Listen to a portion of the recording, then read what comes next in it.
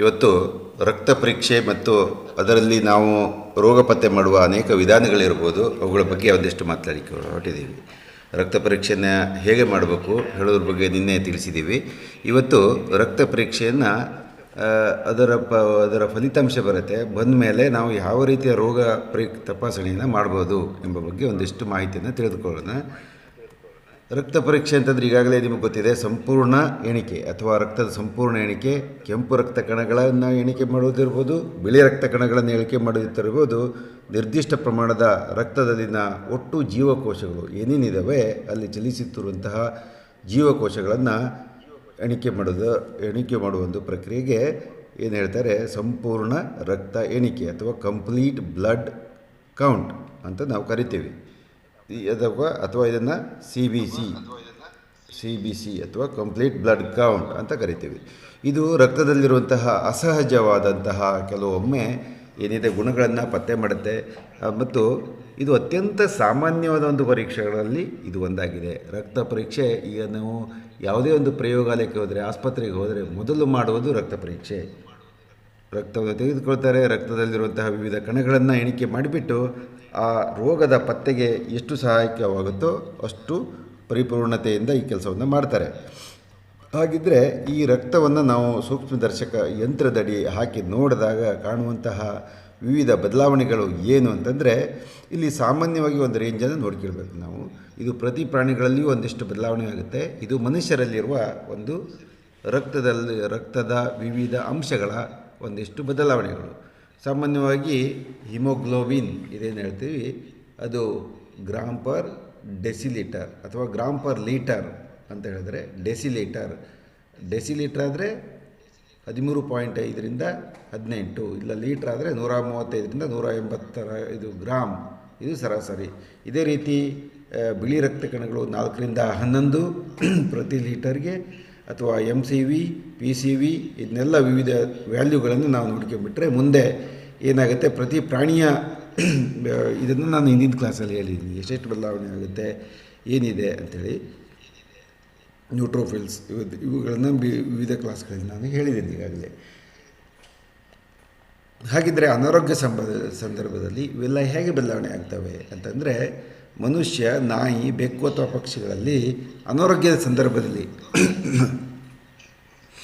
ಪಶುವೈದ್ಯರು ಏನು ಮಾಡ್ತಾರೆ, ಸಾಮಾನ್ಯವಾಗಿ ರಕ್ತದ ಮಾದರಿಯನ್ನು ತೆಗೆದುಕೊಳ್ತಾರೆ ಮತ್ತು ಅದನ್ನು ಪ್ರಯೋಗಾಲಯಗಳಿಗೆ ಕಳಿಸ್ತಾರೆ ಮತ್ತು ಅದಕ್ಕೆ ಏನು ರೋಗ ನಿರ್ಣಯ ಆಗಿರ್ಬೋದು ಅಥವಾ ಏನು ಕಾಯಿಲೆ ಆಗಿರ್ಬೋದು ಹೇಳೋದನ್ನು ಪತ್ತೆ ಮಾಡಲಿಕ್ಕೆ ಇದು ಸಹಕರಿಸುತ್ತದೆ.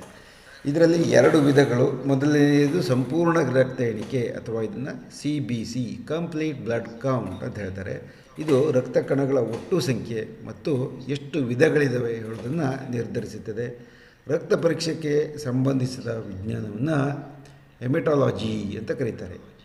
ರಕ್ತ ಪರೀಕ್ಷೆಗೆ ಸಂಬಂಧಿಸಿದ ವಿಜ್ಞಾನವನ್ನು ಹೆಮಟಾಲಜಿ ಅಂತ ಕರೀತಾರೆ. ಹಾಗೂ ರಕ್ತಸಾರದ ಪರೀಕ್ಷೆಗೆ ಅವಶ್ಯವಿರುವ ಒಂದು ವಿಧಾನವನ್ನು ಸೆರಾಲಜಿ ಅಂತ ಕರೀತಾರೆ. ಅಥವಾ ರಕ್ತಸಾರ ಜೀವರಸಾಯನಶಾಸ್ತ್ರ, ಸೀರಮ್ ಬಯೋಕೆಮಿಸ್ಟ್ರಿ, ಅಥವಾ ಬ್ಲಡ್ ಹೆಮಟಾಲಜಿ ಅಂತ ಹೇಳ್ತಾರೆ, ಸೀರಮ್ ಬಯೋಕೆಮಿಸ್ಟ್ರಿ ಅಂತ ಅದನ್ನು ಕರೀತಾರೆ. ಇಲ್ಲಿ ಅನೇಕ ರೀತಿಯ ಕಣಗಳು ಈಗಾಗಲೇ ನಾವು ಹೇಳಿದಂಗೆ ಪುನರಾವರ್ತನೆ ಆಗಲಿ ತೊಂದರೆ ಇಲ್ಲ. ಕಲ್ಲಿ ಕ್ಯಾನಿಕಲ್ ಇರ್ಬೋದು, ಎಸಿನೋಫಿಲ್ಸ್, ನ್ಯೂಟ್ರೋಫಿಲ್ಸ್, ಬ್ಯಾಂಡ್ ಸೆಲ್ಸ್ ಇರ್ಬೋದು, ರೆಡ್ ಬ್ಲಡ್ ಸೆಲ್ಸ್, ಲಿಂಫೋಸೈಟ್ಸ್, ಮೊನೋಸೈಟ್ಸ್, ಇವೆಲ್ಲ ಈ ಕೆಂಪು ಮತ್ತು ಬಿಳಿ ರಕ್ತ ಕಣಗಳ ವಿವಿಧ ವಿಧಗಳು. ಹಾಗಿದ್ದರೆ 2ನೇ ವಿಧದ ರಕ್ತ ಪರೀಕ್ಷೆಯು ರಕ್ತದ ಸಾರವಾಗಿದ್ದು, ಅದನ್ನು ನಿನ್ನೆ ಕ್ಲಾಸಲ್ಲಿ ನಾವು ಅದನ್ನು ಓದಿದ್ದೀವಿ. ರಕ್ತ ರಸಾಯನಶಾಸ್ತ್ರ ಆಗಿರುತ್ತದೆ ಅಥವಾ ರಕ್ತಸಾರ ರಸಾಯನಶಾಸ್ತ್ರ. ಇದರಲ್ಲಿ ಎಲೆಕ್ಟ್ರೋಲೈಟ್ಗಳು, ಕಿಣ್ವಗಳು, ರಾಸಾಯನಿಕ ಸಂಯುಕ್ತಗಳ ಪ್ರಮಾಣವನ್ನು ನಾವು ಅಳೆದು ಅದನ್ನು ಹೇಗೆ ಇಂಟರ್ಪ್ರಿಟೇಷನ್ ಮಾಡೋದು ಅಥವಾ ಅದನ್ನು ಹೇಗೆ ನಾವು ರೋಗವನ್ನು ಪತ್ತೆ ಮಾಡಲಿಕ್ಕೆ ಅನ್ವಯ ಮಾಡೋದು ಹೇಳೋದನ್ನು ನಾವು ಓದಿದ್ದೇವೆ. ಕೆಲವೊಮ್ಮೆ ಈ ಪರೀಕ್ಷೆಗಳು ರೋಗದ ಬಗ್ಗೆ ಪೂರ್ತಿ ಮಾಹಿತಿಯನ್ನು ನೀಡದಿದ್ದರೂ ಸಹಿತ ಅಲ್ಪ ಸ್ವಲ್ಪ ಮಾಹಿತಿಯನ್ನು ಇವು ನೀಡ್ತವೆ. ಇದು ರ್ಯಾಪಿಡ್ ಟೆಸ್ಟ್ ಅಂತ ಹೇಳ್ತೀವಿ ನಾವು. ಅಂದರೆ ಒಂದು ರೋಗವನ್ನು ಪತ್ತೆ ಮಾಡಲಿಕ್ಕೆ ಬೇಗ ಗುರುತು ಮಾಡಲಿಕ್ಕೆ ಅತ್ಯಂತ ಬೇಗ ಇದು ನಮಗೆ ಸಹಾಯವನ್ನು ಮಾಡುತ್ತದೆ. ಹೆಮಟಾಲಜಿ ಒಳಗೆ CBC ಸಂಪೂರ್ಣ ರಕ್ತದ ಎಣಿಕೆ, ಕೆಂಪು ರಕ್ತ ಕಣದಲ್ಲಿರುವಂತಹ ಹಿಮೋಗ್ಲೋಬಿನ್, ಕೆಂಪು ರಕ್ತ ಕಣದ ಸಂಖ್ಯೆ ಮತ್ತು ಬಿಳಿ ರಕ್ತ ಕಣಗಳ ಸಂಖ್ಯೆ ಮತ್ತು ಪ್ಲೇಟ್ಲೆಟ್ಗಳನ್ನು ನಿರ್ಧಾರ ಮಾಡಲಿಕ್ಕೆ ತುಂಬ ಅನುಕೂಲವನ್ನು ಮಾಡಿಕೊಡ್ತದೆ. ಉದಾಹರಣೆಗೆ ಪ್ಲೇಟ್ಲೆಟ್ಗಳ ಸಂಖ್ಯೆ ಕಡಿಮೆ ಆಗಿದ್ದರೆ ಅದು ರಕ್ತ ಹೆಪ್ಪುಗಟ್ಟದ ಯಾವುದೋ ಒಂದು ಕಾಯಿಲೆ ಆಗಿದೆ ಅಂತ ಹೇಳ್ಬೋದು. ರಕ್ತ ವಿಶ್ಲೇಷಣೆಯ ಒಟ್ಟು ರಕ್ತ ಕಣಗಳ ಸಂಖ್ಯೆ ಅಥವಾ ಲ್ಯೂಕೋಸೈಟ್ಸ್ ಅಥವಾ ಲ್ಯೂಕೋಸೈಟೋಸಿಸ್ ಅಂತ ಹೇಳ್ತಾರೆ. ಲ್ಯೂಕೋಸೈಟೋಸಿಸ್ ಅಂತಂದರೆ ಬಿಳಿ ರಕ್ತ ಕಣಗಳಲ್ಲಿ ಗಣನೀಯವಾಗಿ ಏರಿಕೆಯಾಗೋದು. ಲ್ಯೂಕೋಪೀನಿಯಾ ಅಂತಂದರೆ ಬಿಳಿ ರಕ್ತ ಕಣಗಳಲ್ಲಿ ತುಂಬ ಕಡಿಮೆ ಆಗೋದು. ಅಥವಾ ಟೋಟಲ್ ಗ್ಲೂಕೋಸೈಡ್ ಕೌಂಟ್ TLC ಅಥವಾ DLC ಡಿಫರೆನ್ಷಿಯಲ್ ಲ್ಯೂಕೋಸೈಟಿಕ್ ಕೌಂಟ್ ಅಥವಾ ಬಿಳಿಯ ರಕ್ತ ಕಣಗಳ ವಿವಿಧ ವಿಭಾಗಗಳಿರ್ಬೋದು, ವಿವಿಧ ರೀತಿಯ ಪ್ರಕಾರಗಳಿರ್ಬೋದು, ಅದನ್ನು ಡಿಫರೆನ್ಷಿಯಲ್ ಲ್ಯೂಕೋಸೈಡ್ಸ್ ಕೌಂಟ್ ಅಂತ ಹೇಳ್ತಾರೆ. ಆದರೆ TLC ಜೊತೆಗೆ ಟೋಟಲ್ ಲ್ಯೂಕೋಸೈಡ್ ಕೌಂಟ್ ಜೊತೆಗೆ ನಮಗೆ ಡಿಫರೆನ್ಷಿಯಲ್ ಲ್ಯೂಕೋಸೈಡ್ಸ್ ಕೌಂಟ್ ಸಹಿತ ಅತ್ಯಂತ ಮಹತ್ವದ್ದು. ಇದಾದಮೇಲೆ ಎರಿಥ್ರೋಸೈಟ್ ಸೆಡಿಮೆಂಟೇಷನ್ ರೇಟ್ ಅಥವಾ ESR ಇದನ್ನು ಸಹಿತ ಒಂದು ಅತ್ಯಂತ ಪ್ರಮುಖವಾದ ಪರೀಕ್ಷೆಯಾಗಿ ನಾವು ಮಾಡ್ಬೋದು. ಅದಾದಮೇಲೆ ಸಂಪೂರ್ಣ ರಕ್ತ ಎಣಿಕೆ ಬಗ್ಗೆ ಒಂದಿಷ್ಟು ವಿವರವನ್ನು ತೆಗೆದುಕೊಳ್ಳೋಣ. ರಕ್ತ ಪರೀಕ್ಷೆಯು ಪ್ರಾಣಿಗಳ ಆರೋಗ್ಯದ ಬಗ್ಗೆ ಗಮನಾರ್ಹ ಪ್ರಮಾಣದ ಮಾಹಿತಿಯನ್ನು ಒದಗಿಸುವ ಒಂದು ಪ್ರಮುಖ ರೋಗ ನಿರ್ಣಯ ಸಾಧನವಾಗಿದೆ. ಅಂದರೆ ಒಂದು ರೋಗವನ್ನು ಪತ್ತೆ ಮಾಡಲಿಕ್ಕೆ ಅಥವಾ ರೋಗ ನಿರ್ಣಯವನ್ನು ಮಾಡಬೇಕಾದ್ರೆ ಒಂದು ಅಂತಿಮವಾಗಿ ಒಂದು ಚಿಕಿತ್ಸೆಯನ್ನು ಕೊಡಬೇಕಾದ್ರೆ ರೋಗದ ಪತ್ತೆ ಅತ್ಯಂತ ಮಹತ್ವ. ಅದಕ್ಕಾಗಿ ಯಾಕಂದರೆ ಯಾವುದೋ ಒಂದು ಔಷಧಿ ಕೊಡೋದು ಅಂದಾಜಿಗೆ ಮಾಡೋದು ಅದೆಲ್ಲಕ್ಕಿಂತಲೂ ಸರಿಯಾಗಿ ರೋಗವನ್ನು ಪತ್ತೆ ಮಾಡಿಬಿಟ್ಟು ಚಿಕಿತ್ಸೆಯನ್ನು ಮಾಡೋದು ಅತ್ಯಂತ ಉತ್ತಮವಾದ ಒಂದು ವಿಧಾನ. ಕಾರಣ ಈ ಉತ್ತಮವಾದ ಒಂದು ವಿಧಾನದಲ್ಲಿ ನಾವು ಸಂಪೂರ್ಣ ರಕ್ತದ ಎಣಿಕೆ ಇದನ್ನು ನಾವು ಮಾಡ್ತೀವಿ, CBC ಅಂತ ಮಾಡ್ತೀವಿ. ಇದಾದಮೇಲೆ ಇದರಲ್ಲಿ ರಕ್ತದಲ್ಲಿ ಪರಿಚಲನೆಗೊಳ್ಳುತ್ತಿರುವಂತಹ ಎಲ್ಲ ಕಣಗಳನ್ನು ಇದರಲ್ಲಿ ನಾವು ಸಾಮಾನ್ಯವಾಗಿ ಅಳತೆಯನ್ನು ಮಾಡ್ತೀವಿ. ಅಷ್ಟೇ ಅಲ್ಲದೆ ಈ ರಕ್ತ ಕಣಗಳಲ್ಲಿ ಇರುವಂತಹ ವಿವಿಧ ರೀತಿಯ ಕಣಗಳ ಗಾತ್ರ ಇರ್ಬೋದು, ಅವುಗಳ ಸಂಖ್ಯೆ ಇರ್ಬೋದು, ಅಥವಾ ಅವುಗಳು ಏರಿದಾವೋ ಅಥವಾ ಇಳಿದಿದ್ದಾವೋ ಇವೆಲ್ಲ ಸಹಿತ ನಮಗೆ ರಕ್ತವನ್ನು ಒಂದು ಮಾದರಿಯನ್ನು ಅದರ ತೆಳು ಪರದೆಯನ್ನು ಮಾಡಿ ಅದಕ್ಕೆ ಒಂದಿಷ್ಟು ಬಣ್ಣವನ್ನು ಹಾಕಿಬಿಟ್ಟು ಅದನ್ನು ನಾವು ಗುರುತ ಹಿಡಿಬೋದು. ಆಗ ಏನಾಗುತ್ತೆ ಅಂತಂದರೆ ವಿವಿಧ ರೀತಿಯ ಕಣಗಳು ವಿವಿಧ ಬಣ್ಣಗಳನ್ನು ಹೊಂದಿಕೊಂಡ್ಬಿಟ್ಟು ನಮಗೆ ಅದನ್ನು ಅಳತೆ ಮಾಡಲಿಕ್ಕೆ ಸುಲಭವಾಗುತ್ತವೆ. WBCs ಅಥವಾ ವೈಟ್ ಬ್ಲಡ್ ಸೆಲ್ಸ್ ಅಥವಾ ಬಿಳಿ ರಕ್ತ ಕಣಗಳು ಸಾಮಾನ್ಯವಾಗಿ 3500ರಿಂದ 11000 ಸೆಲ್ಸ್ ಪರ್ ಮೈಕ್ರೋಲೀಟರ್ ಅಥವಾ ಹೇಳ್ತೀವಿ. ಹೆಮಟೋಕ್ರಿಟ್ ಇದು 34.9% 44.5% ಇರುತ್ತೆ. ಸಾಮಾನ್ಯವಾಗಿ ಮನುಷ್ಯನ ವ್ಯಾಲ್ಯೂ ಇದು. ಇದಾದಮೇಲೆ ನಾವು ಪಶುಗಳ ವ್ಯಾಲ್ಯೂ ಇದನ್ನು ನೋಡೋಣ.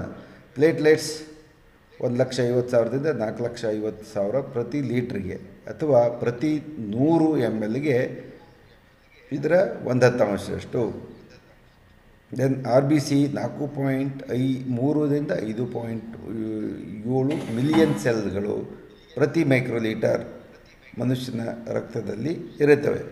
ಹಿಮೋಗ್ಲೋಬಿನ್ ಸಾಮಾನ್ಯವಾಗಿ 13ರಿಂದ 17 ಗ್ರಾಮ್ ಇರುತ್ತೆ, ಸಾಮಾನ್ಯವಾಗಿ 12ರಿಂದ 14 ಗ್ರಾಮ್ ಅಂತ ಹೇಳ್ಬೋದು. ಸೋಂಕು, ರಕ್ತಹೀನತೆ ಅಥವಾ ಅನಾರೋಗ್ಯದ ಪತ್ತೆಗಾಗಿ ಸಂಪೂರ್ಣ ಬ್ಲಡ್ ಕೌಂಟ್ ಅಥವಾ CBC ಬಹಳ ಮುಖ್ಯವಾಗಿದೆ. ನೀವು CBCಗಾಗಿ ರಕ್ತ ಕಳಿಸಿಬಿಟ್ರೆ ಏನಾಗುತ್ತೆ, ಏಕಕಾಲದಲ್ಲಿ ಅನೇಕ ರೀತಿಯ ಪ್ಯಾರಾಮೀಟರ್ಗಳು ರಕ್ತವನ್ನು ಪರೀಕ್ಷೆ ಮಾಡಲಿಕ್ಕೆ ನಮಗೆ ದೊರೆಯುತ್ತವೆ. ಕೆಲವೊಮ್ಮೆ ರಕ್ತಹೀನತೆ ಅಥವಾ ಸೋಂಕಿನ ಮೂಲ ಕಾರಣವನ್ನು ನಿರ್ಧರಿಸಲಿಕ್ಕೆ ಸಹ ಇದು ಅನುಕೂಲ ಮಾಡುತ್ತೆ. ಮೂಳೆ ಮಜ್ಜೆಯ ಮೇಲೆ ಪರಿಣಾಮ ಬೀರುವಂತಹ ಔಷಧಿಗಳು ಇದನ್ನು ಬದಲಾಯಿಸುತ್ತೆ. ಅಂದರೆ ಬೋನ್ ಮ್ಯಾರೋ ಡಿಪ್ರೆಷನ್ ಮಾಡುವಂತಹ ಕ್ಯಾನ್ಸರ್ ನಾಶಕ ಅಥವಾ ಕ್ಯಾನ್ಸರ್ ಸಪ್ರೆಸ್ ಮಾಡುವಂತಹ ಅನೇಕ ಔಷಧಿಗಳಿರ್ಬೋದು, ಆ್ಯಂಟಿ ಕ್ಯಾನ್ಸರಸ್ ಡ್ರಗ್ಸ್, ಅವೆಲ್ಲ ಇದನ್ನು ಬದಲಾಯಿಸ್ತವೆ. ಇನ್ನು ಕೆಲವೊಂದು ವಿಧದ ಅರ್ಬುದಗಳು ಅಥವಾ ಟ್ಯೂಮರ್ಸ್ ಅಥವಾ ಕ್ಯಾನ್ಸರ್ ಇದರಲ್ಲಿ ವಿಶೇಷವಾಗಿ ರಕ್ತದ ಕ್ಯಾನ್ಸರ್ ಅಥವಾ ಲ್ಯುಕೇಮಿಯಾ ಇದು ರಕ್ತದ ತೆಳು ಪದರದಲ್ಲಿ ಸ್ಪಷ್ಟವಾಗಿ ನಮಗೆ ಗೊತ್ತಾಗುತ್ತೆ. ತುಂಬ ಜಾಸ್ತಿ ಕೋಶಗಳು ಮತ್ತು ಅಸಹಜ ಆಕಾರವನ್ನು ಹೊಂದಿದ ಕೋಶಗಳು ಅಥವಾ ಚಿಕ್ಕ ಆಕಾರವನ್ನು ಹೊಂದಿದ ಇಮ್ಯಾಚ್ಯೂರ್ ರಕ್ತ ಕಣಗಳು ಇವೆಲ್ಲ ನಮಗೆ ಅನುಕೂಲ ಮಾಡಿಕೊಡ್ತವೆ. ರಕ್ತದ ಪರಾವಲಂಬಿಗಳು ಅಥವಾ ಬ್ಲಡ್ ಪ್ಯಾರಸೈಟ್ಸ್, ಹೆಮೋಪ್ರೋಟೋಜೋನ್ ಪ್ಯಾರಸೈಟ್ಸ್ ಮತ್ತು ಕೆಲವೊಂದು ಸೂಕ್ಷ್ಮಾಣುಗಳು ರಕ್ತ ಕಣಗಳ ಎಚ್ಚರಿಕೆಯ ತಪಾಸಣೆಯಿಂದ ನಮಗೆ ಗೊತ್ತಾಗುತ್ತೆ. ಕೆಲವು ಸಂದರ್ಭದಲ್ಲಿ ಇದರ ಫಲಿತಾಂಶಗಳು ಇತರ ರೋಗ ನಿರ್ಣಯ ಪರೀಕ್ಷೆಗಳನ್ನು ಮಾಡಲಿಕ್ಕೆ ತಜ್ಞ ವೈದ್ಯರಿಗೆ ಇದು ಬಹಳ ಸುಲಭ. ಅತ್ಯಂತ ನಿಖರವಾದ ರೋಗ ನಿರ್ಣಯವನ್ನು ಒದಗಿಸುವ ಮೂಲಕ ನಾವು ಏನು ಮಾಡ್ಬೋದು, ಜಾನುವಾರ ಮಾಲಕರ ಮನಸ್ಸನ್ನು ಗೆದ್ದು ಉತ್ತಮ ಚಿಕಿತ್ಸೆಯನ್ನು ಮಾಡಿ ಪ್ರಾಣಿಯನ್ನು ನಾವು ಬದುಕಿಸಬಹುದು. ಇದು ಇದರ ಒಂದು ಪ್ರಮುಖ ಉದ್ದೇಶ.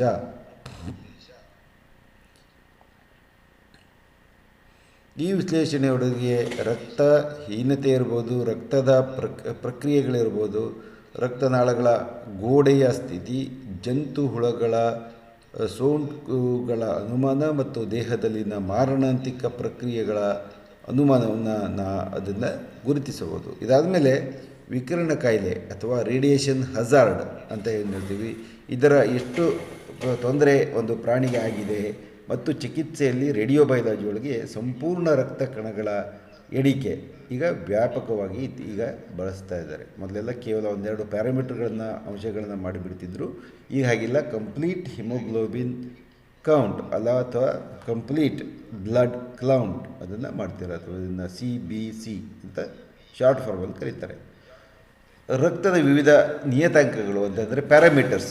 What are all the different parameters of the blood which are going to decide the fate of the disease state of the animal and hence the ರಕ್ತ ನಿಯತಾಂಕಗಳ ಸೂಚಕಗಳನ್ನು ಸ್ವಯಂಚಾಲಿತ ಹೆಮಟೊಲಾಜಿ ಯಂತ್ರಗಳು.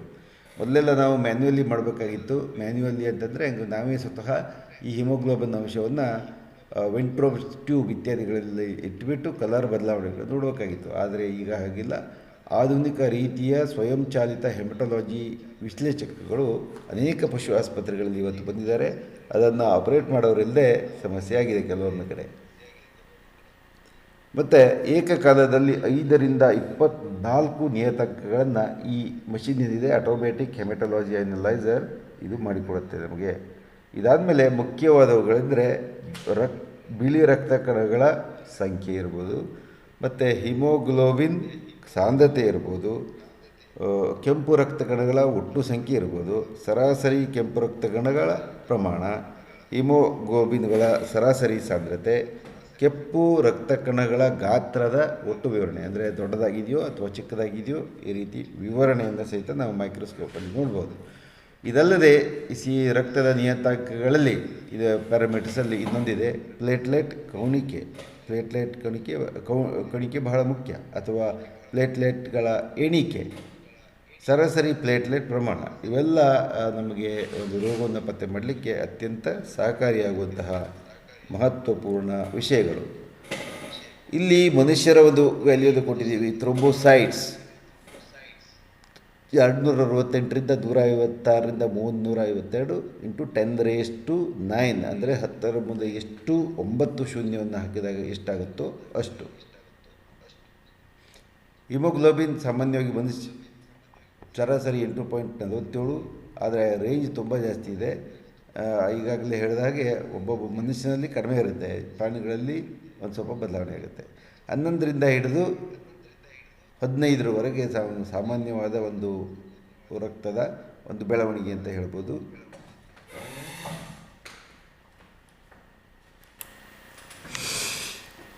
ಇದಲ್ಲದೆ ಲ್ಯೂಕೋಸೈಟ್ಸ್ ಅಥವಾ HbA1c ಅಥವಾ ಗ್ಲೈಕೋಸಿಲೇಟೆಡ್ ಹಿಮೋಗ್ಲೋಬಿನ್ ಅಂತ ಹೇಳ್ತಾರೆ.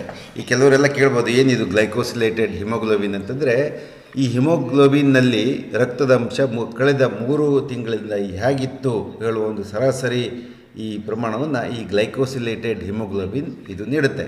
ಲ್ಯೂಕೋಸೈಟ್ಸ್ ಅಥವಾ ಬಿಳಿ ರಕ್ತ ಕಣಗಳು ಇದರಲ್ಲಿರ್ತವೆ, ಮತ್ತು ಲಿಂಫೋಸೈಟ್ಸ್, ಮೊನೋಸೈಟ್ಸ್, ಇಯೋಸಿನೋಫಿಲ್ಸ್ ಮತ್ತು ಬೇಸೋಫಿಲ್ಸ್ ಇವೆಲ್ಲವೂ ಸಹಿತ ವಿವಿಧ ರೀತಿಯ ರೋಗಗಳ ಪತ್ತೆಗೆ ನಮಗೆ ಸಹಕಾರಿಯಾಗ್ಬೋದು.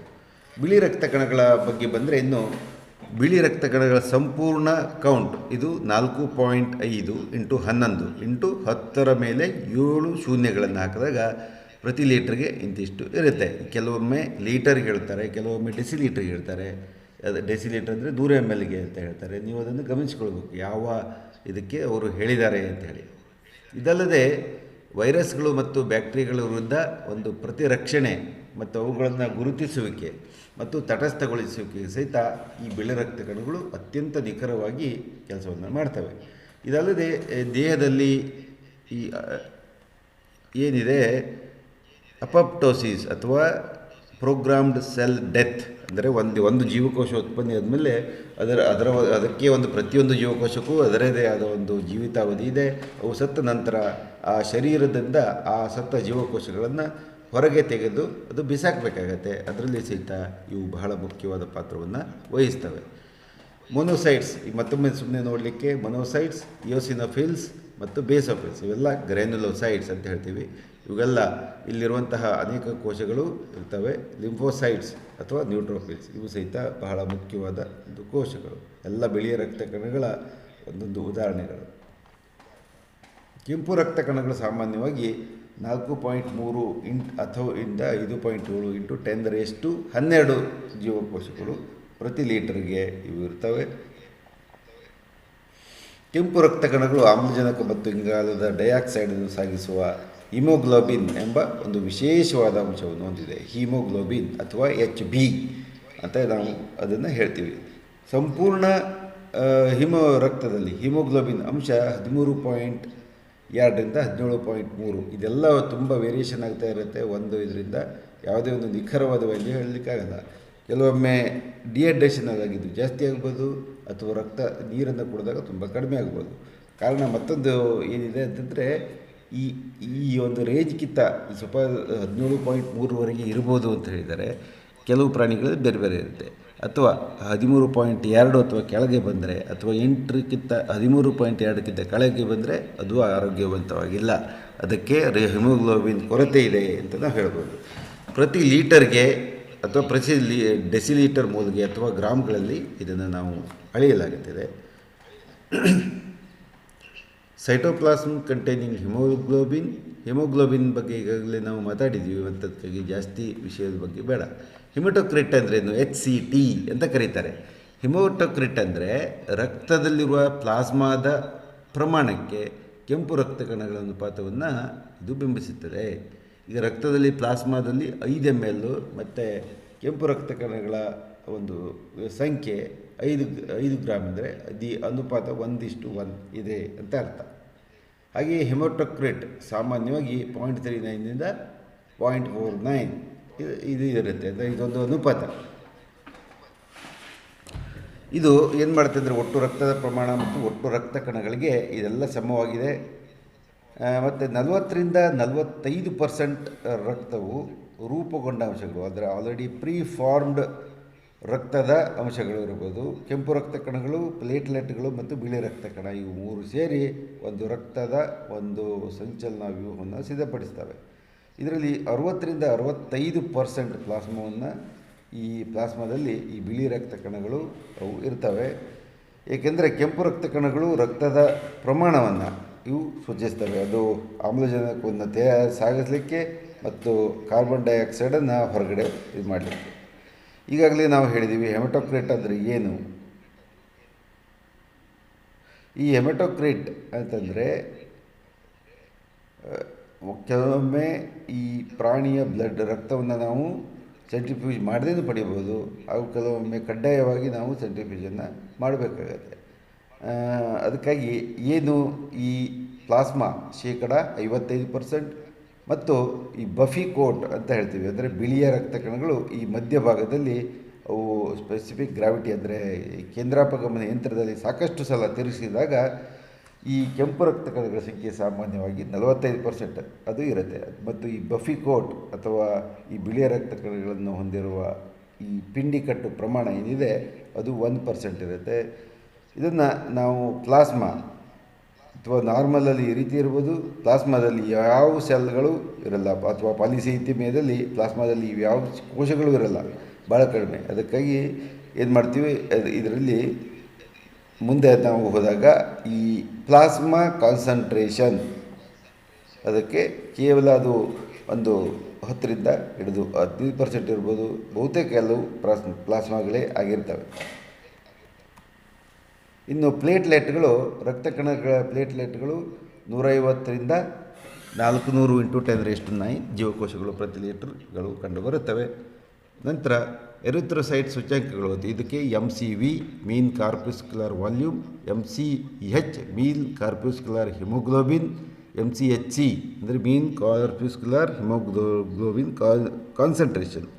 ಇವೆಲ್ಲ ಗಣಿತದ ಪ್ರಕ್ರಿಯೆಯಲ್ಲಿ ಒಂದಿಷ್ಟು ಬರ್ತವೆ. ಪರ್ಮಿಟೇಷನ್ ಕಾಂಬಿನೇಷನ್ ಮಾಡಿದಾಗ ಸಾಕಷ್ಟು ಪ್ಯಾರಾಮೀಟರ್ಗಳು ನಾವು ಇದರಲ್ಲಿ ಕಾಣ್ಬೋದು.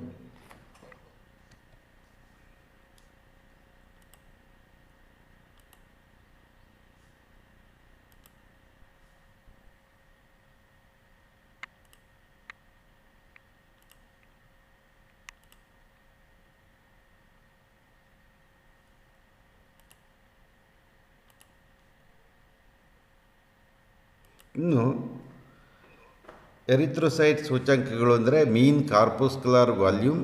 ಇದು ಘನ ಮೈಕ್ರೋಮೀಟರ್ಗಳಲ್ಲಿ ಅಳಿತಾರೆ ಅಥವಾ ಮೈಕ್ರಾನ್ಗಳಲ್ಲಿ ಅಳಿತಾರೆ, ಅಥವಾ ಫೆಮ್ಟೋಲೀಟರ್ FL, ಅಥವಾ ಸಾಮಾನ್ಯವಾಗಿ ಇದು 80 ರಿಂದ 85 ಫೆಮ್ಟೋಲೀಟರ್ ಪ್ರಮಾಣದಲ್ಲಿ ಇರುತ್ತೆ. ತುಂಬ ಒಂದಷ್ಟು ರೇಂಜ್ ಇದೆ.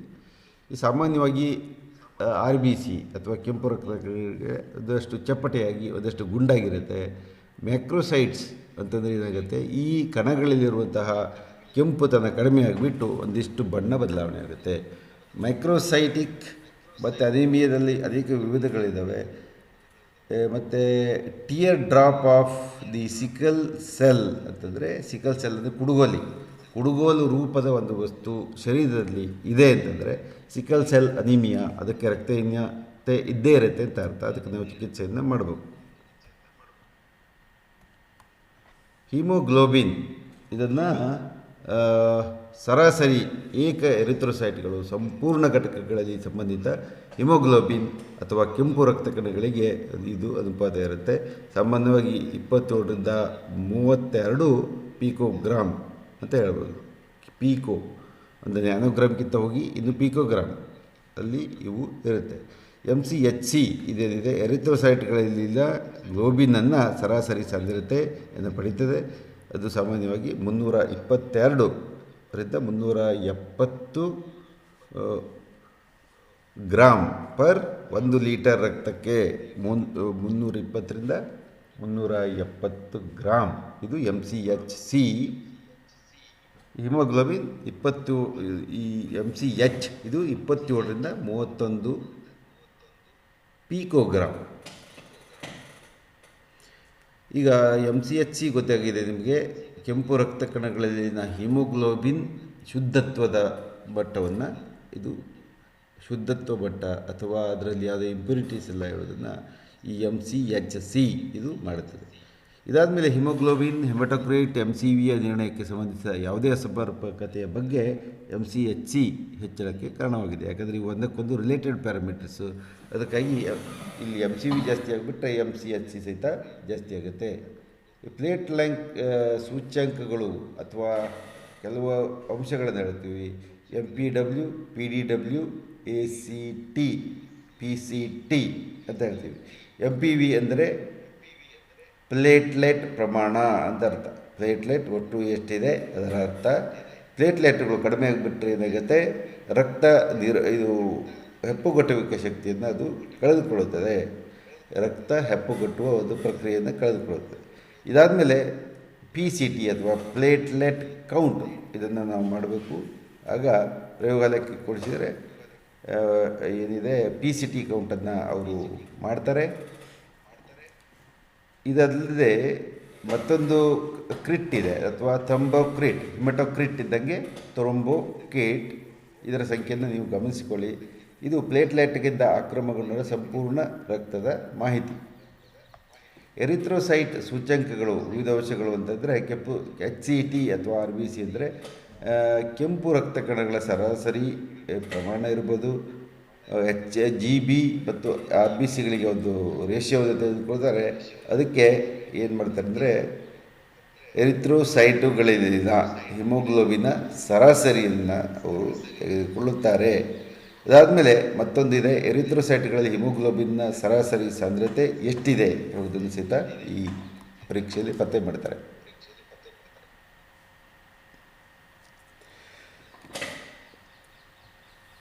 RDW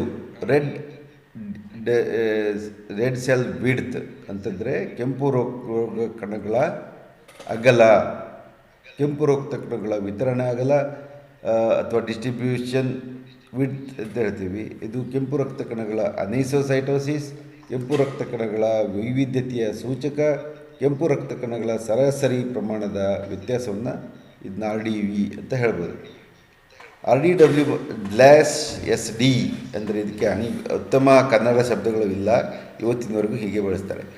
ಪ್ರಮಾಣದ ಕೆಲವು ರಕ್ತ ಕಣಗಳ ಸಾಪೇಕ್ಷ ಸಿದ್ಧಾಂತ ಅಥವಾ ಸಾಪೇಕ್ಷ ವಿವರಣೆ. ಇದನ್ನು ಅಗಲ ಮತ್ತು ಪ್ರಮಾಣಿತ ಒಂದು ರಕ್ತನಾಳದ ಅಗಲ ಮತ್ತು ಪ್ರಮಾಣವನ್ನು ಅವಲಂಬಿಸಿದೆ. ಅದಕ್ಕಾಗಿ ಇದನ್ನು ಸಹಿತ ಗಮನಿಸಿಕೊಳ್ಳೋದು ಒಂದು ಒಳ್ಳೆಯದು.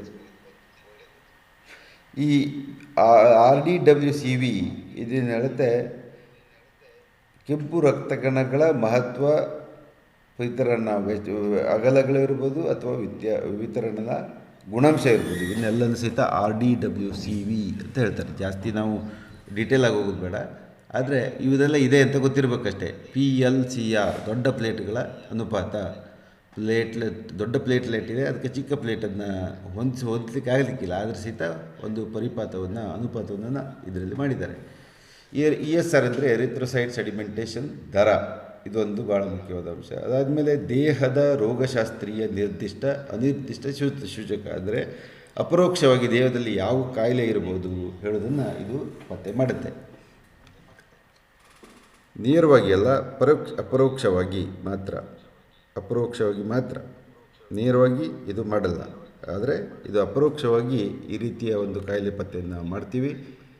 ಉದಾಹರಣೆಗೆ ESR ಅಂದರೆ ಎರಿಥ್ರೋಸೈಟ್ ಸೆಡಿಮೆಂಟೇಷನ್ ರೇಟ್, ಅಂದರೆ ತನ್ನ ಸ್ಥಾನಕ್ಕೆ 1 ಗಂಟೆಗೆ ಎಷ್ಟು ಕೆಳಗೆ ಈ ರಕ್ತದ ಕೆಂಪು ಕಣ ಕೂತಿದೆ ಹೇಳಿದ ಮೇಲೆ ಎರಿಥ್ರೋಸೈಟ್ ಸೆಡಿಮೆಂಟೇಷನ್ ರೇಟ್.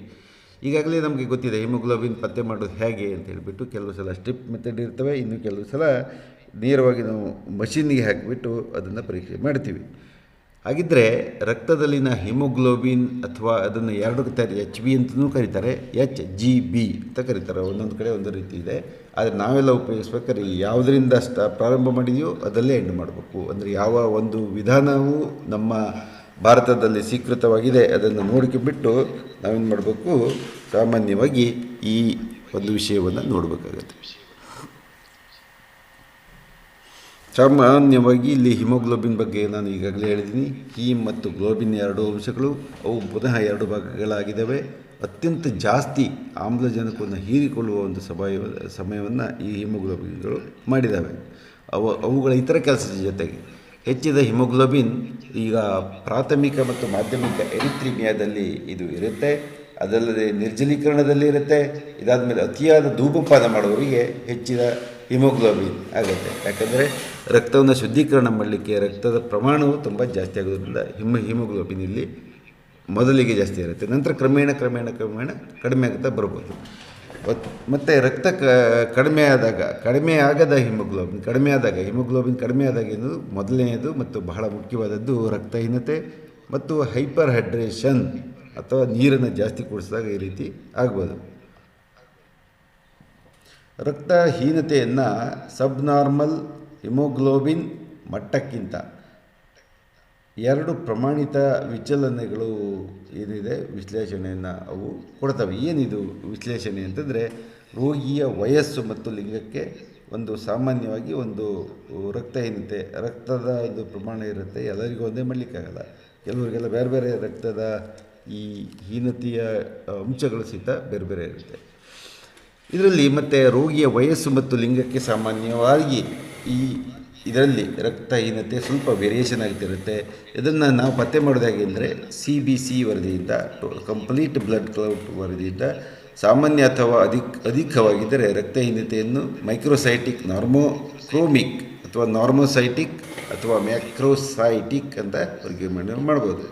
ಇಲ್ಲಿ ರಕ್ತವನ್ನು ಮೈಕ್ರೋಸೈಟಿಕ್ ನಂಬರ್ 1, ನಂಬರ್ 2 ನಾರ್ಮೋಸೈಟಿಕ್ ಮತ್ತು ಮ್ಯಾಕ್ರೋಸೈಟಿಕ್ ಅನೀಮಿಯಾ ಎಂದು 3 ವಿಧಾನಗಳಲ್ಲಿ ಇದನ್ನು ನಾವು ವಿಂಗಡಿಸಬಹುದು. ಇದಾದಮೇಲೆ ಸಾಮಾನ್ಯವಾಗಿ ಒಂದು ಕೆಂಪು ರಕ್ತ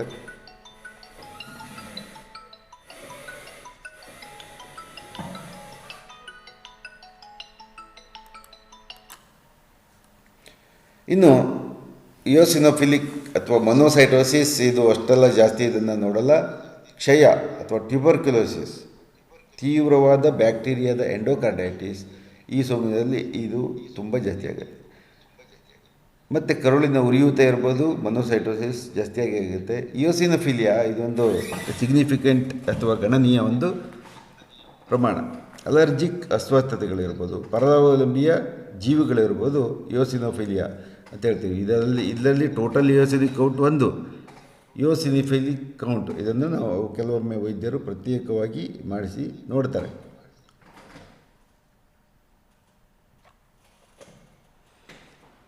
ನ್ಯೂಟ್ರೋಪೆನಿಯಾ ಅಂತಂದರೆ ಕಡಿಮೆ ಆದಾಗ ಏನೇನಪ್ಪ ಅಂತಂದರೆ ಅದನ್ನು ಬೇರೆ ಬೇರೆ ಕಾಯಿಲೆಗಳಿಗೆ ನಾವು ಅಂದಾಜು ಮಾಡ್ತೀವಿ. ಬ್ರುಸೆಲೋಸಿಸ್ ಎಂಬ ಒಂದು ಮಾರಕ ಕಾಯಿಲೆ, ಟೈಫಾಯ್ಡ್ ಅಥವಾ ಸಾಲ್ಮೊನೆಲ್ಲಾ ಟೈಫಿ ಎಂಬ ಬ್ಯಾಕ್ಟೀರಿಯಾದ ಸೋಂಕುಗಳು ಇರ್ಬೋದು, ಇವೆಲ್ಲ ವೈರಲ್ ರೋಗಗಳು. ಕೀಮೊಥೆರಪಿ, ಸಂಧಿವಾತ, ಔಷಧಿ ವಿರೋಧಿ ಔಷಧಿಗಳು ಅಂದರೆ ಅವಶ್ಯಕತೆ ಇಲ್ಲದಂತಹ ಔಷಧಿಗಳು ಅಥವಾ ಕೆಲವೊಮ್ಮೆ ಮೆಟ್ರನೋಡೋಲ್ ಅಂತ ಹೇಳ್ತೀವಿ. ಈ ರೀತಿ ಎಲ್ಲ ಔಷಧಿಗಳನ್ನು ಸಹಿತ ಇದು ಡ್ರಗ್ ಇಂಟ್ರಾಕ್ಷನ್ನು ಮಾಡ್ಬೋದು, ಅಥವಾ ಅದು ಇಲ್ಲದೆ ಹೋದರೆ ಅವುಗಳ ಜೊತೆ ಒಂದು ಕಾಂಪ್ಲೆಕ್ಸನ್ನು ಫಾರ್ಮೇಷನ್ ಮಾಡ್ಬೋದು. ಕೀಮೊಥೆರಪಿ ಎಂದರೆ treating the cancer with that of the medicine ಅಂತ ಇದಕ್ಕೆ ಕೀಮೊಥೆರಪಿ ಅಂತ ಕರೀತಾರೆ. ಇದಲ್ಲದೆ ಸಂಧಿವಾತ ಕಾಯಿಲೆಗಳಾದಂತಹ ಅನೇಕ ಔಷಧಿಗಳನ್ನು ಕೊಟ್ಟು ಸಹಿತ ಇದಕ್ಕೆ ತೊಂದರೆ ಆಗುತ್ತೆ. ಇದಾದಮೇಲೆ ವಿಟಮಿನ್ B12 ಮತ್ತು ಫೋಲಿಕ್ ಆಮ್ಲದ ಕೊರತೆ ಆದಾಗ ಸಹಿತ ಈ ನ್ಯೂಟ್ರೋಪೀನಿಯಾ ಆಗುತ್ತೆ. ಇದಾದಮೇಲೆ ಲಿಂಫೋಪೀನಿಯಾ ಅಂದರೆ ಲಿಂಫೋಸೈಟ್ಗಳು ತುಂಬ ಜಾಸ್ತಿ ಆಗೋದು ಅಷ್ಟೇ ಅಲ್ಲ, ವೈರಲ್ ಸೋಂಕುಗಳು ಮತ್ತು ಸ್ಟಿರಾಯ್ಡ್ಗಳು ಹಾಕಿದಾಗ, ವಿಕಿರಣತೆಯನ್ನು ಹಾಕಿದಾಗ ಇತ್ಯಾದಿಗಳನ್ನು ಹಾಕಿದಾಗ ಇಯೋಸಿನೋಫಿಲ್ ಕೌಂಟ್ ಜಾಸ್ತಿ ಬಂದಿದೆ ಅಂತ ನಾನು ಅಂದ್ಕೊಂಡಿದ್ದೀನಿ.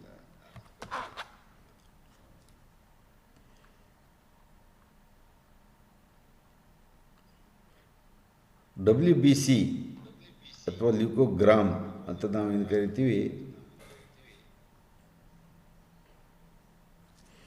ವಿವಿಧ ಬಿಳಿಯ ರಕ್ತ ಕಣಗಳ ಶೇಕಡಾವಾರು ಪ್ರಮಾಣವನ್ನು ಇದು ಸೂಚಿಸುತ್ತದೆ. ಸೂಕ್ಷ್ಮದರ್ಶಕದ ಅಡಿಯಲ್ಲಿ ಬಣ್ಣದ ರಕ್ತ ಸ್ಮಿಯರ್ ಮಾಡಿಬಿಟ್ಟು ಅದಕ್ಕೆ ಹೆಮಟಾಕ್ಸಿಲಿನ್ ಆ್ಯಂಡ್ ಇಯೋಸಿನ್ ಅಂತ ನಾವು ಕರಿತೀವಿ. ಆಗ ಸಹಿತ ನಾವು ಇದನ್ನು ಮೈಕ್ರೋಸ್ಕೋಪಲ್ನಿಂದ ಅಡಿಗಿಂದ ನೋಡಬಹುದು. ಇದು ಬಹಳ ಮುಖ್ಯವಾದ ಒಂದು ಅಂಶ. ಬಣ್ಣದ ಸೂಚ್ಯಾಂಕ ಅಂದರೆ ಏನು ಅಂತಂದರೆ, ಯಾವುದಾದ್ರೂ ನಾವು ನೋಡಿದಾಗ ಇದು ಇಂಥ ಬಣ್ಣ ಅಂತ ಗುರುತ ಮಾಡ್ತೀವಿ. ಆ ಬಣ್ಣದ ಒಂದು ಇಂಟೆನ್ಸಿಟಿ ಮೇಲೆ ನಾವು ಪತ್ತೆ ಮಾಡೋದು CP ಅಂತ ಹೇಳ್ತೀವಿ. ಸಾಮಾನ್ಯವಾಗಿ CP ಬರೆದು ಕೊಡ್ತಾರೆ. ಅದರ ಬಗ್ಗೆ ನೀವು ಸ್ವಲ್ಪ ತಿಳ್ಕೊಂಡಿರೋದು ಒಳ್ಳೆಯದು. Erythrocyte ಪದ್ಯಗಳ haemoglobin ಶುದ್ಧತ್ವದ ಅಂಕವಾಗಿದೆ. 0.1ರಿಂದ 1.10 ಸಾಮಾನ್ಯ, 8 ಇದಕ್ಕಿಂತ ಒಂದು ಕಡಿಮೆ ಸಾಮಾನ್ಯ ಇದ್ದರೆ ಇದಕ್ಕೆ ಇನ್ನೂ ಕಡಿಮೆ ಆಗಿದೆ ಅನಿಮಿಯಾ ಅಂತ ಹೇಳ್ಬೋದು. 0.8ರಿಂದ 105 1.5 ಇದು ಕೆಂಪು ಕೋಶಗಳು ನಾರ್ಮೋಕ್ರೋಮಿಕ್ ಆಗಿರುವ ಒಂದು ಅಂಶ.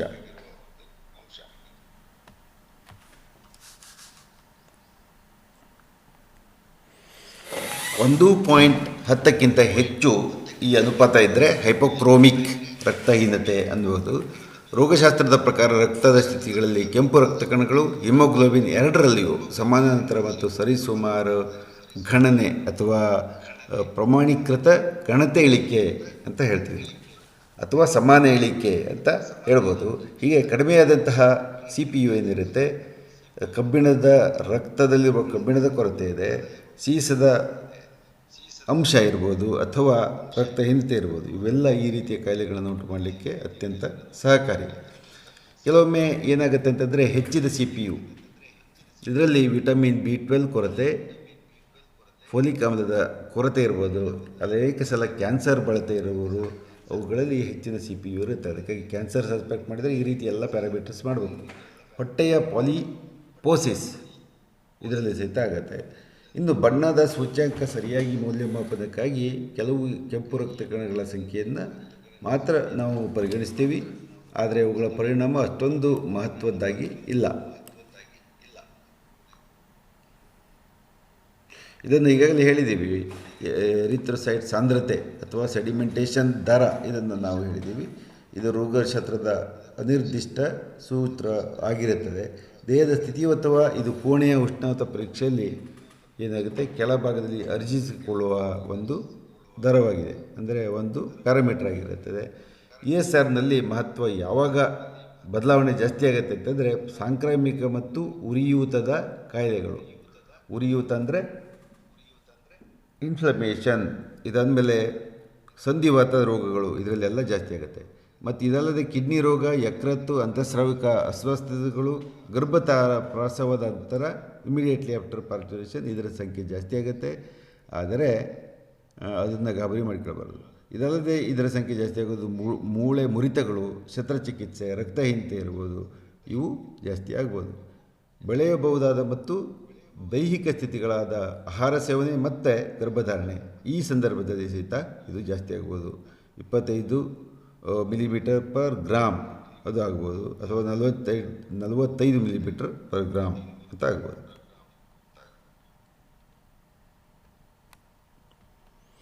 ESR ಅನ್ನು ಕಡಿಮೆ ಮಾಡೋದು ಹೇಗೆ ಅಂತಂದರೆ ಹೈಪರ್ ಬಿಲುನೆಮಿಯಾ ಇದು ಕಡಿಮೆ ಮಾಡುತ್ತೆ. ಪಿತ್ತಾಮ್ಲಗಳ ಮಟ್ಟವನ್ನು ಜಾಸ್ತಿ ಮಾಡೋದು, ಇದಲ್ಲದೆ ದೀರ್ಘಕಾಲದ ರಕ್ತ ಪರಿಚಲನೆಯ ವೈಫಲ್ಯವನ್ನು ಅನಾಲಿಸಿಸ್ ಮಾಡೋದು. ಯಾವುದು ಇರ್ಬೋದು ಇದು ಅಂಥೇಳಿ ಅನಾಲಿಸಿಸ್ ಮಾಡ್ಬೋದು.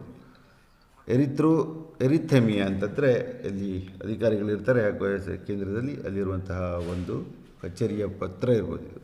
ಅದಲ್ಲದೆ ಪಿತ್ತರಸ ಆಮ್ಲಗಳ ವ್ಯಾಖ್ಯವನ್ನು ಪಚ್ಚೆ ಹಚ್ಚದಿರುವುದು ಮತ್ತು ದೀರ್ಘಕಾಲದವರೆಗೆ ರಕ್ತ ಪರಿಚಲನೆಯ ವೈಫಲ್ಯ, ಇವೆಲ್ಲ ಸಹಿತ ಹೈಪರ್ ಬಲ್ಯುರಿಮಿಯಾ.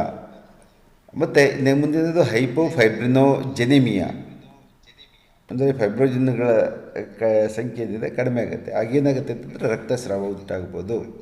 ಕೆಲವೊಮ್ಮೆ ಪ್ಲೇಟ್ಲೆಟ್ ಸಂಖ್ಯೆ ಹೆಚ್ಚಾಗ್ಬೋದು, ಅದು ಥ್ರೋಂಬೋಸೈಟ್, ಅಥವಾ ಕೆಲವೊಮ್ಮೆ ಕಡಿಮೆ ಆಗ್ಬೋದು. ಥ್ರೋಂಬೋಸೈಟೋಪೀನಿಯಾ ಅಂತ ಹೇಳ್ತಾರೆ, ಥ್ರೋಂಬೋಸೈಟೋಪೀನಿಯಾ. ವೆರಾಸ್ ದಿಸ್ ಈಸ್ ಕಾಲ್ಡ್ ಆಸ್ ಥ್ರೋಂಬೋಸೈಟೋಪೀನಿಯಾ, ಅಲ್ಲ ಥ್ರೋಂಬೋಸೈಟೆಮಿಯಾ ಅಂತ ಅವರು ಹಾಕ್ಕೊಳ್ಬೋದು. ಇನ್ನು ಥ್ರೋಂಬೋಸೈಟೋಸಿಸ್ ಅಂತಂದರೆ ಏನಂತಂದರೆ ಪ್ರತಿಕ್ರಿಯಾತ್ಮಕ ಹುರುಪಿನ ವ್ಯಾಯಾಮ, ತೀವ್ರ ರಕ್ತಸ್ರಾವ, ಬ್ಯಾಕ್ಟೀರಿಯಾದಿಂದ ಸೋಂಕು ಮತ್ತು ಮಾರಕತೆ ತುಂಬ ಜಾಸ್ತಿ ಆದಾಗ ಏನಾಗುತ್ತೆ, ಈ ಥ್ರೋಂಬೋಸೈಟೋಸಿಸ್ ಆಗುತ್ತೆ. ಇದೊಂದು ಸ್ವಾಯತ್ತವಾದ ಕೋಶ ದೀರ್ಘಕಾಲದ ಮೈಕ್ರೋ ಪ್ರೊಲಿಫರೇಟಿವ್ ಡಿಸಾರ್ಡರ್ಸ್ ಅಂತ ಹೇಳ್ತೀವಿ, ಅಥವಾ ಪಾಲಿಕ್ತೇಮಿಯಾ ವೆರಾ ಅಂತ ಸಹಿತ ಹೇಳ್ತಾರೆ. ದೀರ್ಘಕಾಲದ ಗ್ರ್ಯಾನ್ಯುಲೋಸೈಟಿಕ್ ಅನಿಮಿಯಾ ಹಾಗೇ ನಿಂತ್ಕೊಂಡು ಹೋಗಿತ್ತಪ್ಪ. ಸಾಮಾನ್ಯವಾಗಿ 120 ದಿನ ಇರುತ್ತೆ, ಕಿಡ್ನಿ ಮೂಲಕ ವಿಸರ್ಜನೆ ಆಗುವು. ಅದಕ್ಕಿಂತ ಜಾಸ್ತಿ ನಮ್ಮ ಶರೀರದಲ್ಲಿ ಅಥವಾ ಪಶುವಿನ ಶರೀರದಲ್ಲಿ ಜಾಸ್ತಿ ಇದ್ದರೆ ಇದು ಸಹಿತ ತೊಂದರೆ ಇದಲ್ಲ. ಇದಕ್ಕೆ ದೀರ್ಘಕಾಲದ ಗ್ರ್ಯಾನ್ಯುಲೋಸೈಟಿಕ್ ಅಂತ ಹೇಳ್ತಾರೆ. ಆರಂಭಿಕ ಹಂತದ ಮೈಕ್ರೋ ಫೈಬ್ರೋಸಿಸ್ ಅಂತಹ ಏನು ತೊಂದರೆ ಏನಲ್ಲ, ಅಥವಾ ಇದನ್ನು ಎಸೆನ್ಷಿಯಲ್ ಥ್ರೋಂಬೋಸೈಟಮಿಯಾ ಅಂತ ಹೇಳ್ತಾರೆ. ಥ್ರೋಂಬೋಸೈಟೋಪೆನಿಯಾ, ಪೆನಿಯಾ ಅಂತಂದರೆ ಯಾವಾಗಲೂ ಕಡಿಮೆ ಆಗೋದು ಅಂತ ಅರ್ಥ. ಕಡಿಮೆಯಾದಲ್ಲಿ ಇದು ಯಾಕೆ ಇದಾಗುತ್ತೆ ಅಂದರೆ ಕಡಿಮೆಯಾದ ಅಸ್ಥಿಮಜ್ಜೆಯಲ್ಲಿ ಇದರ ಉತ್ಪಾದನೆ ಕಡಿಮೆ ಆಗುತ್ತೆ. ನಿಮಗೆ ಈಗ ಯಾಕೆ ಹೇಳ್ತಾ ಇದ್ದೀನಿ ಅಂತ ಅರ್ಥ ಆಗ್ತಾ ಇದೆ. ಈಗಾಗಲೇ ನಾವು ಏನು ಮಾಡಿದ್ದೀವಿ ಅಂತಂದರೆ ಈ ಪಿಪೆಟ್ ವಾಷರ್ ಇರ್ಬೋದು, ಅಥವಾ ಈ ಹೆಮಟಾಲಜಿ ಅನಲೈಸರ್ ಇರ್ಬೋದು, ಬಯೋಕೆಮಿಕಲ್ ಅನಲೈಸರ್ ಇರ್ಬೋದು, ಅದರ ಒಂದಿಷ್ಟು ಬ್ಲಡ್ಡನ್ನು ಕೊಟ್ಬಿಟ್ಟು ನಾವು ಇದನ್ನು ಪತ್ತೆಯನ್ನು ಮಾಡಬೇಕಾಗತ್ತೆ. ಇಮ್ಯೂನ್ ಥ್ರೋಂಬೋಸೈಟೋಪೇನಿಯಾ ಅಂದರೆ ಪ್ರಸರಣಗೊಂಡ ಇಂಟ್ರಾವ್ಯಾಸ್ಕ್ಯುಲರ್ ಹೆಪಗೊಟಿಕ್ ಇರುತ್ತೆ. ಎರಡನೇದು ಸ್ಪ್ಲಿನೋಮೆಗಾಲಿ. ಇವೆಲ್ಲ ಭಾಳ ಮುಖ್ಯವಾದ ಒಂದು ಕಾರಣಗಳು. ಈ CBC ಅಂಶವನ್ನು ಪತ್ತೆ ಮಾಡಲಿಕ್ಕೆ ಸೌಲಭ್ಯ ನಿಮ್ಮ ಹತ್ತಿರ ಇಲ್ಲ ಅಂತಂದರೆ ಹೇಗೆ ಪ್ಯಾಕ್ ಮಾಡ್ಬೋದು ಅಂತ ಅವರು ಕೊಟ್ಟಿದ್ದಾರೆ. ಈ ಎಲ್ಲ 3 ಮೈಕ್ರೋಸೈಟಿಕ್, ಹೈಪೋಕ್ರೋಮಿಕ್, ಇದೆಲ್ಲದರಲ್ಲೂ ಸಹಿತ ಒಂದು ಸಾಮಾನ್ಯವಾದೊಂದು ಫ್ಯಾಕ್ಟರ್ ಇದೆ. ಅಪ್ಲಾಸ್ಟಿಕ್ ರಕ್ತಹೀನತೆ, ಲ್ಯುಕೋಮಿಯಾ ಅಥವಾ ಮೈಲೋಮಾ, ಪ್ರೀ ಲ್ಯುಕೇಮಿಯಾ ಅಂದರೆ ಪ್ರೀ ಅಂತಾರೆ ಫ್ರೀ ಅಲ್ಲ, ಪ್ರಿಯಾರಿ ಲ್ಯುಕೇಮಿಯಾ. ಇಲ್ಲಿ ಕೆಲವೊಮ್ಮೆ ಹೇಳ್ಬೋದು ನಾವು ರಕ್ತವನ್ನು ಪರೀಕ್ಷೆ ಮಾಡಿಬಿಟ್ರೆ ಎಲ್ಲ ರೋಗದ ಗೊತ್ತಾಗುತ್ತೆ ಅಂತಿಲ್ಲ. ಅದಕ್ಕೆ ಪೂರಕವಾಗಿ ಎಕ್ಸ್ರೇ ಇರ್ಬೋದು, ಅಥವಾ ಇತರ ಉಪಕರಣಗಳಿರ್ಬೋದು, ರೇಡಿಯೇಷನ್ ಇರ್ಬೋದು, ಇತ್ಯಾದಿ ಅನೇಕ ಉಪಕರಣಗಳು ಬೇಕಾಗುತ್ತಾರೆ. ಅದಕ್ಕಿಂತ ಎಲ್ಲಕ್ಕಿಂತ ಮುಖ್ಯವಾಗಿ ತಜ್ಞ ಪಶುವೈದ್ಯರಿಗೆ ಇದರ ಬಗ್ಗೆ ಮಾಹಿತಿ ಬೇಕೇ ಬೇಕು. ಯಾವುದೋ ಒಂದು ಮಾಂಸದ ಅಥವಾ ಹೊಟ್ಟೆಯ ತುಂಡನ್ನು ಹಾಕಿಬಿಟ್ಟು ಅವರಿಗೆ ನಾವು ಹಾಕಿದರೆ ಏನಾಗುತ್ತೆ, ಈ ಮರಣೋತ್ತರ ಪರೀಕ್ಷೆ ಸರಿ ಇಲ್ಲ ಅಂತ ವಾಪಸ್ ಕಳಿಸ್ತಾರೆ. ಲ್ಯುಕಮೈಡ್ ರಿಯಾಕ್ಷನ್ ಅಂತ ಹೇಳ್ತೀವಿ. ಇದು ಆ ಅವಧಿಯ ಲ್ಯುಕೇಮಿಯಾಗಳಲ್ಲಿ ಕಂಡುಬರುವಂತಹ ಒಂದು ದೀರ್ಘಕಾಲದ ಏನಿದೆ ಒಂದು ಪ್ರತಿಕ್ರಿಯೆ ವರದಿಯನ್ನು ಇದು ಹೋಲುತ್ತದೆ. ಬಿ ತೀವ್ರವಾದ ಸೋಂಕು ಕಣಗಳು ಅಥವಾ ಬಿ ಸೆಲ್ಸ್ ಅಥವಾ ಟಿ ಸೆಲ್ಸ್ ಏನಾಗುತ್ತೆ, ಮಾರಣಾಂತಿಕತೆಗಳು ನಂಬರ್ 1. ಎರಡನೇದು, ಅವರು ಸಾಕಷ್ಟು ದುಡ್ಡನ್ನು ಕೊಟ್ಟಿದ್ದಾರೆ, ಅದಕ್ಕಾಗಿ ಇದರ ದುರ್ಬಲತೆ, ಹೆಮೋಫೈಲಿಕ್ ಅನಿಮಿಯಾ, ರಿಕಗ್ನೈಸೇಷನ್ ಮತ್ತು ಮೂಳೆಗಳನ್ನು ಇಟ್ಕೊಂಡಿದ್ದೀನಿ. ಈ ಮೂಳೆಗಳಲ್ಲಿ ಈ ಲುಕಮೈಡ್ ಪ್ರತಿಕ್ರಿಯೆ ಏನಿದೆ, ಕೆಲವೊಮ್ಮೆ ಏನಾಗುತ್ತೆ ಅಂತಂದರೆ ತೀವ್ರವಾದ ಸೋಂಕುಗಳಿರ್ಬೋದು, ಆಗ ಇದಕ್ಕಿದ್ದಾಗೆ ಈ ಲುಕೋಮೈಡ್ಸ್ ಅವು ಜಾಸ್ತಿ ಇರ್ತವೆ. ಮತ್ತು ಲ್ಯೂಕೋ ಎರಿಥ್ರೋಬ್ಲಾಸ್ಟಿಕ್ ಒಂದು ಪ್ರತಿಕ್ರಿಯೆ ಅಂತ ಹೇಳ್ತಾರೆ. ರಕ್ತದ ವರದಿಯು ಅಪಕ್ವವಾದ ಎರಿಥ್ರೋಯಿಡ್ ಮತ್ತು ಗ್ರ್ಯಾನ್ಯುಲೈಡ್ ಕೋಶಗಳ ಉಪಸ್ಥಿತಿಯನ್ನು ಇದು ತೋರಿಸುತ್ತೆ. ಇದು ಮಜ್ಜೆಯಲ್ಲಿನ ಒಳ ನುಸುಳುವಿಕೆ ಪ್ರಕ್ರಿಯೆಯಲ್ಲಿ ಇದು ಕಂಡುಬರುತ್ತೆ. ಇದು ದುರ್ಬಲತೆ ಅಥವಾ ವೀಕ್ನೆಸ್ ಅಂತ ಹೇಳ್ಬೋದು, ಹಿಮೋಲಿಟಿಕ್ ರಕ್ತಹೀನತೆ ಇರ್ಬೋದು, ಮತ್ತು ಮೂಳೆಗಳನ್ನು ಹೊಂದಿರುವಂತಹ ಅಸ್ಥಿಮಜ್ಜೆಯ ಮುರಿತ ಇದರಲ್ಲಿ ಸಹಿತ ಕಂಡುಬರುತ್ತೆ. ಇದು ಇಷ್ಟು ಇವತ್ತಿನ ಏನಿದೆ ಈ ಪ್ರಮಾಣದಲ್ಲಿದೆ. ಇನ್ನು ಮೆಲುಕು ಚೀಲದ ಪರೀಕ್ಷೆಯನ್ನು ಇವತ್ತೇ ನೋಡಿಬಿಡೋಣ, ಯಾಕಂದರೆ ನಾಳೆ ನಾವು ಬೇರೆ ಬೇರೆ ಟಾಪಿಕನ್ನು ತೆಗೆದುಕೊಳ್ಬೇಕಾಗಿದೆ. ಅನೇಕ ಸ್ನೇಹಿತರಿಗೆ ಸಿಲೆಬಸ್ ಕವರ್ ಆಗುತ್ತೆ ಅಲ್ವ ಹೇಳುವ ಒಂದು ಆತಂಕ ಇರೋದ್ರಿಂದ ಮೆಲುಕು ಚೀಲ ದ್ರವ ಅಥವಾ ರುಮೇನ್ ಫ್ಲೂಯಿಡ್ ಎಕ್ಸಾಮಿನೇಷನ್ ಇದು ಬಹಳ ಮುಖ್ಯ. ದೊಡ್ಡ ಪ್ರಾಣಿಗಳಲ್ಲಿ ಪಶುವೈದ್ಯಕೀಯ ಪರೀಕ್ಷಕರಾಗುವವರಿಗೆ ಇದನ್ನು ಅತ್ಯಂತ ಸರಳವಾಗಿ ಮಾಡುವಂತಹ ಒಂದು ಪರೀಕ್ಷೆ. ಈ ಮೆಲುಕು ದ್ರವದ ಪರೀಕ್ಷೆ ಅಂತಂದರೆ ಇದು ಒಂದೇ ಸೆಕೆಂಡ್